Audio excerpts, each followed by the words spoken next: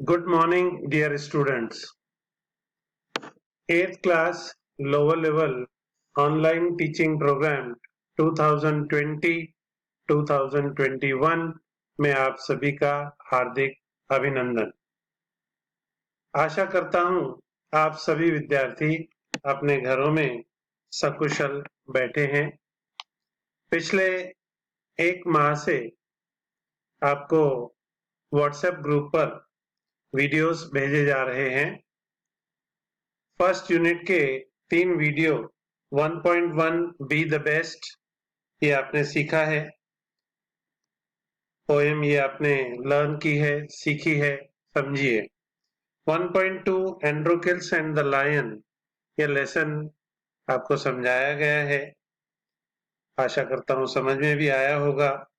इसके बाद 1.3 trees are the kindest things I know ये पोएम भी आपको समझाई गई है। ये आपको समझ में आई होगी। इसके बाद गाइडलाइन के अनुसार 1.4 मिस स्लीपरी ये जो लेसन है इसे डिलीट किया गया है। ये कोर्स में नहीं है, इसे आप अवश्य याद रखें। इसे इस वर्ष कोर्स में नहीं रखने के कारण आपको पढ़ने की आवश्यकता नहीं है। तत्पश्चात अब यूनिट 2 शुरू हो जाएगा। यूनिट 2 में 2.1 पोएम ट्राई अगेन आज हम देख रहे हैं। Poem try again written by W.E. Hickson. आज ये हम शुरू करने जा रहे हैं। इसका पहला टॉपिक है चिट चैट, वार्मिंग अप।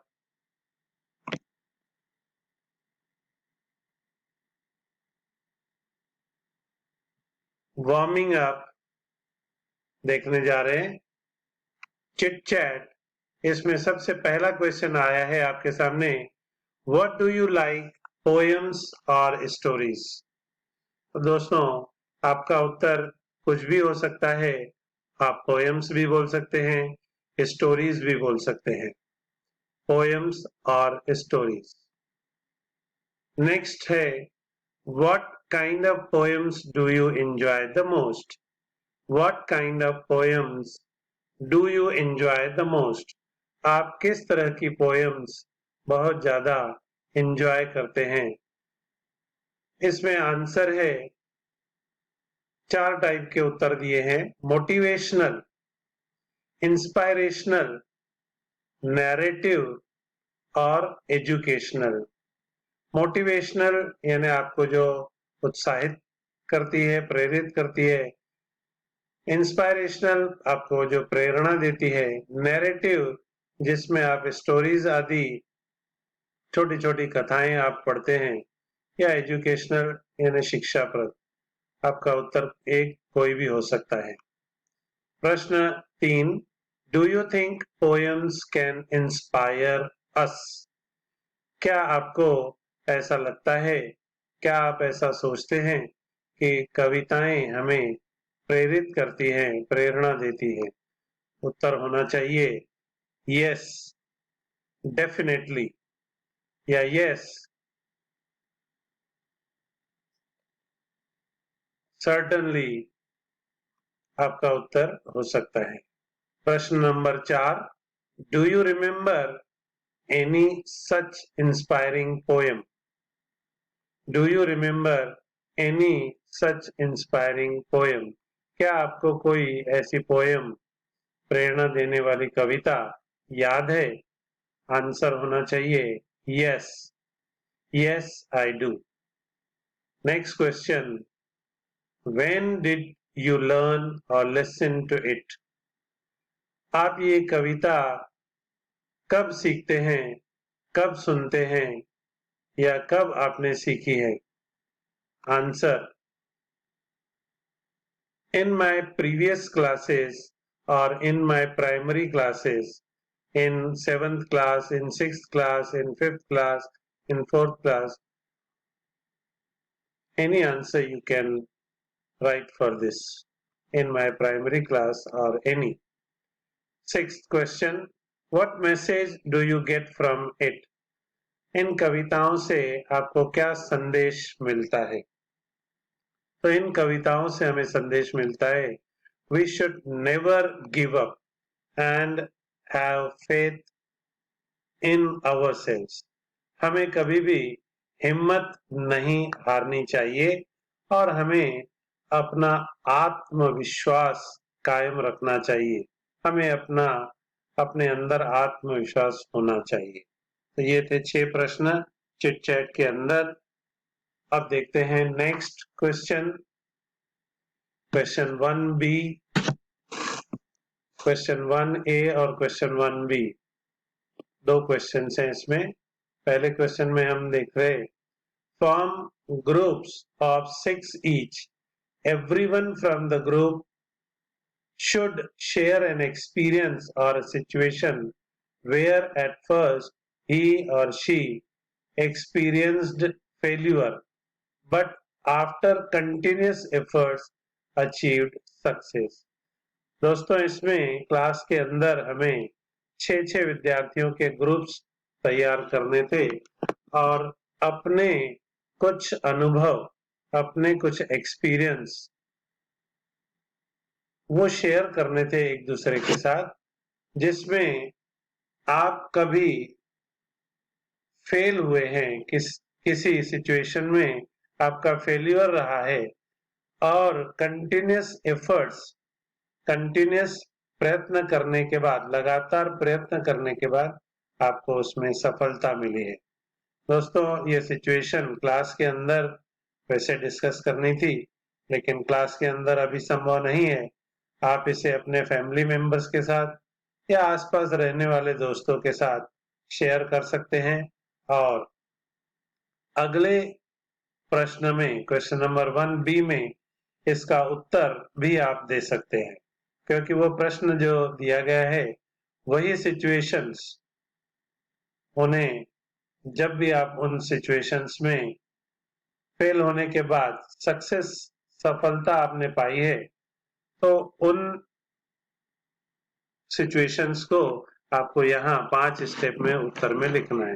जैसे कि प्रश्न है, decide which experience shared in the group is the remarkable, fill the flow chart with the steps taken for the success.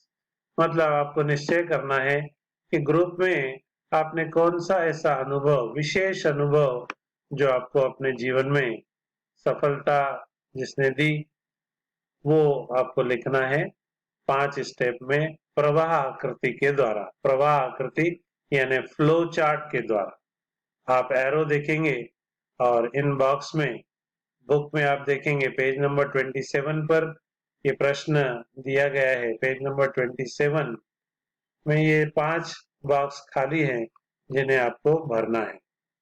तो पहली सिचुएशन यहाँ पर हमने लिखी है, अनिकेत का उदाहरण लिया है। Aniket was 12 years old boy. Aniket 12 साल का एक लड़का है। He wanted to play for his school. वह अपनी शाला के लिए खेलना चाहता है। तीसरे बॉक्स में हमने देखा कि उसने बहुत प्रैक्टिस की, काफी प्रैक्टिस की और एक दिन चौथे कॉलम में हमने लिखा है, he got selected in the school team. उसका स्कूल टीम में सिलेक्शन भी हो गया। और लास्ट और फाइनल सिचुएशन, फाइनल में हमने लिखा है कि one day he won medal for the school. अपनी शाला के लिए एक दिन वह ट्रॉफी जीत करके लाया, अपना नाम रोशन किया और अपनी शाला का नाम रोशन किया। इस तरह का कोई भी उदाहरण आप दे सकते हैं और सिचुएशन आप अपने जो दोस्तों में आपने डिस्कस की उसको यहाँ पर लिख सकते हैं 5 स्टेप्स में। आगे आप देखेंगे एक चित्र, प्रश्न नंबर 2 में। मैं पहले प्रश्न पढ़ता हूं। See the images, rearrange and write the proper line numbers for each from those given below. दोस्तों, इसमें 6 आकृतियां दी गई है। 6 इमेजेस दी गई है, 6 चित्र दिए गए हैं। चित्रों का सीक्वेंस आपको नहीं बदलना है, चित्रों का सीक्वेंस आपको वही रखना है। चित्र में देखेंगे और समझेंगे तो आप पाएंगे कि पहले चित्र में एक मकड़ी जो थोड़ा सा चढ़ने का प्रयास कर रही है। दूसरे चित्र में आप देख रहे हैं कि वो एरो डाउनवर्ड दिखा रहा है, एरो नीचे की तरफ दिखा रहा है, मतलब ऊपर चढ़ने का प्रयास किया फिर मकड़ी गिर गई। तीसरे चित्र में देखेंगे वही मकड़ी फिर से चढ़ने का प्रयास करती है, ऊपर तक थोड़ा ऊपर पहुंची। चौथे चित्र में देखेंगे आप वही मकड़ी ऊपर से गिर गई। पांचवें चित्र में देखेंगे कि वही मकड़ी चढ़ते चढ़ते काफी ऊपर तक पहुंच गई। और छठवें चित्र में देखेंगे, लास्ट चित्र में देखेंगे कि वो मकड़ी ऊपर तक पहुंच गई। तो ये मैंने आपको हिंदी में बता दिया, सिचुएशन आप समझ गए। अब इसे आप इंग्लिश में वही नीचे उत्तर लिखे हुए हैं, वो कौन सी स्टेप हो सकती है आपको सोच समझ करके लिखना है। फिलहाल मैंने आपको ऊपर आंसर भी लिख करके दे दिए हैं, समय कम होने के कारण मैंने आपको आंसर भी फिलहाल लिख करके दे दिए, लेकिन आप इसको गौर करिए और ऐसी सिचुएशंस को समझने की पूरी कोशिश करिए। पहले चित्र के ऊपर मैंने लिखा है नंबर 4, मतलब a spider begin to climb a wall. Spider मकड़ी उसने वॉल पर चढ़ना शुरू किया। दूसरे में number 3, it slipped and fell down. तीसरे चित्र में नंबर 1 लिखा है ऊपर, द स्पाइडर क्लाइंब्ड अगेन, यानी उसने फिर से चढ़ना शुरू किया, वह थोड़ा ऊपर तक चढ़ गई। He climbed again a little higher।